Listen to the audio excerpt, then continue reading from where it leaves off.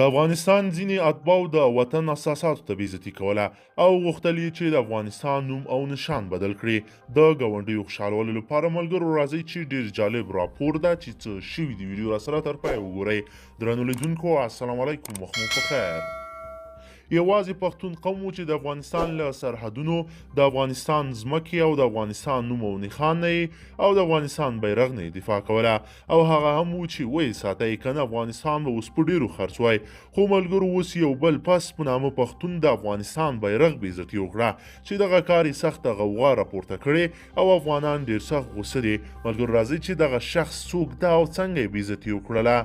د ولسي جرګې پخوانی غړی همایون وایي چې بیرغ څه شی ده، دا ماته هیڅ معنا نه لري، دا خو څه د قرآن پاڼه نه ده چې باید همدا بیرغ واوسیږي.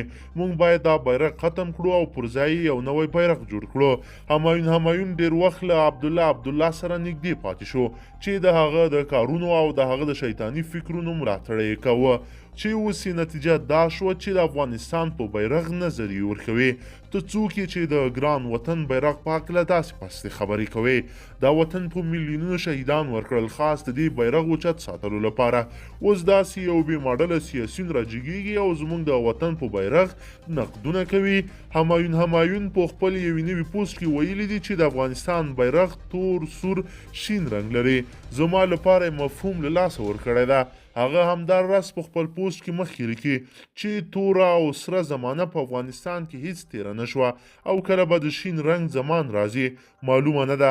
هغه همداراز په خپل پوسټ کې مخکې لیکي چې بیرغ د قرآن پاڼه نه ده، باید د یوې نوي بیرغ د رامنځته کېدو په مورد فکر وکړو. هغه وایي چې که چیرته زموږ ملي بیرغ په سپین رنګ کې په تور قلم کلمه شهادت لیکل شوی وای، زه فکر کوم دا به یو قوي پیغام ولري. همایون د غني سرسخت مخالف هم ده او هر وخت یې پرې سخت نیوکې هم کړي دي چې دغه کارو یې عبدالله توجه جلب کړه چې له ځان سره یې ونیوه. درنو لیدونکو تاسو د همایون دغه کار په هکله څه نظر لرئ؟ له موږ سره یې حتماً په کمنټ کې پرېږدئ.